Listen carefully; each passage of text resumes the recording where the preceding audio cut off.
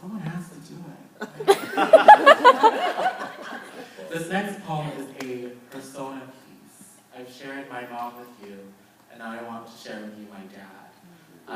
My dad left my life when he found out my mom was pregnant. We didn't know that homeboy had like 4 other wives, like in the background, 5 other brothers and sisters I had never met.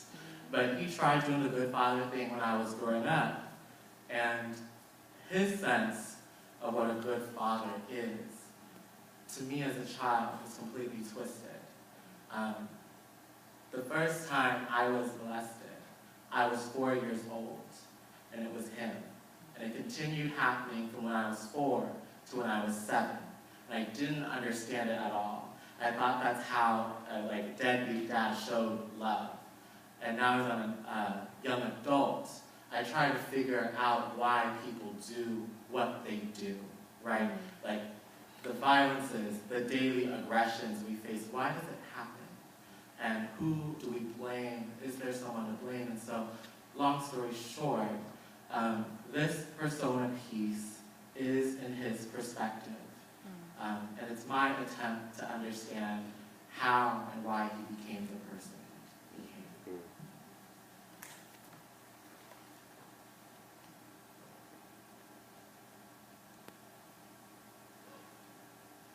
I wasn't born an ice cream man. But when the economy tanked, I started selling ice cream out the back of my truck. Chocolate, vanilla, cherry, Garcia, you name it. I got it. Some people think selling ice cream's a sweet-ass gift. It ain't. Ain't nothing sweet about driving around this deadbeat city in a fucking freezer every day.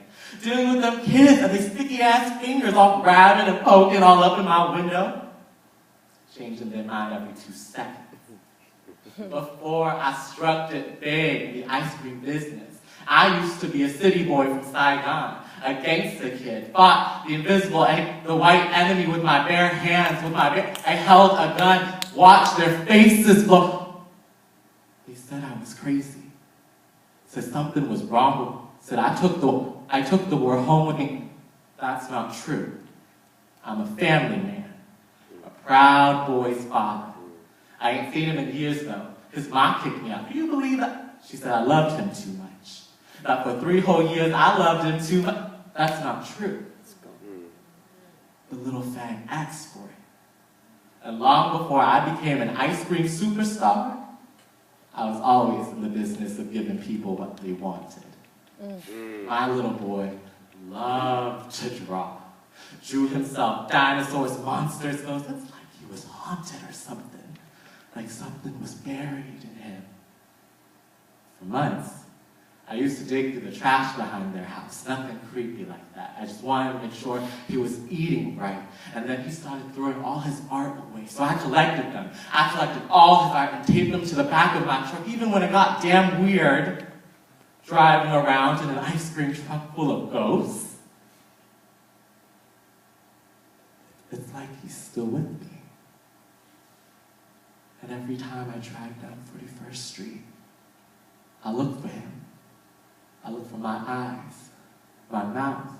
All parts of me I know he still wears on him. He ain't got nothing I didn't give him. What empty? He struggles to hold body that ain't even his. The words, my words, which he still uses to tell this story. He ain't lonely.